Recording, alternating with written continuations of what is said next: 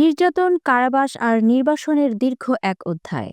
১.৫ যুগ পর সেই অধ্যায়ের ইতি টানতে যাচ্ছেন একজন মানুষ, একজন রাজনৈতিক নেতা, একজন সংগ্রামী, বিএনপির ভারপ্রাপ্ত চেয়ারম্যান তারেক রহমান। ১.৫ যুগ আগে যিনি দেশ ছেড়েছিলেন, চোখে ছিল অনিশ্চয়তা, শরীরে ছিল নির্যাতনের ক্ষত, আজ তিনিই ফিরছেন সম্পূর্ণ ভিন্ন বাস্তবতায়, একটি বদলে যাওয়া রাজনৈতিক প্রেক্ষাপটে। যুক্তরাজ্য সময় বুধবার সন্ধ্যায় লন্ডন ছাড়বেন তারেক রহমান। সব ঠিক থাকলে বৃহস্পতিবার দুপুর নাগাদ তিনি পা রাখবেন বাংলাদেশের মাটিতে। সঙ্গে থাকছেন স্ত্রী ডাক্তার জুবাইদা রহমান ও কন্যা জাইমা রহমান। ২০০৭ সালের ৭ই মার্চ মইনুল রোডের বাসা থেকে গ্রেফতার করা হয় তৎকালীন সিনিয়র যুগ্ম মহাসচিব তারেক রহমানকে। এরপর অজ্ঞাত স্থানে আটকে রেখে চলে অমানসিক নির্যাতন। ৫৫৪ দিন, প্রায় ১৮ মাস কারাবাস।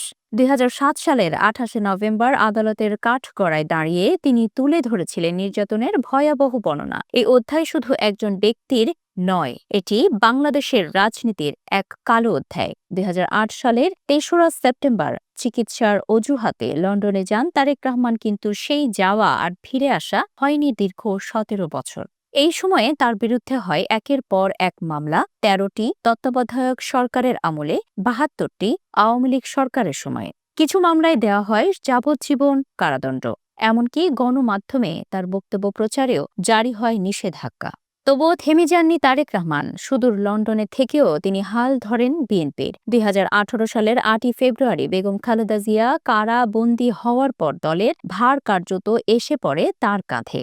ভার্চুয়াল যোগাযোগে ওয়ার্ড থেকে কেন্দ্র সংগঠনকে একত্রিত রাখেন তিনি।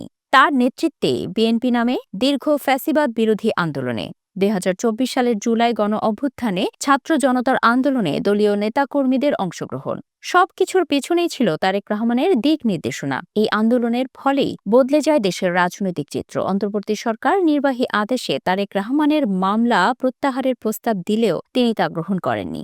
তার দাবি, লাখ লাখ নেতাকর্মীর মামলা আগে প্রত্যাহার হোক। আইনি লড়াইয়ে জয়ী হয়ে আজ দেশের কোনো আদালতেই তার বিরুদ্ধে মামলা নেই। এভাবেই শেষ হয় এক দীর্ঘ নির্বাসনের অধ্যায়।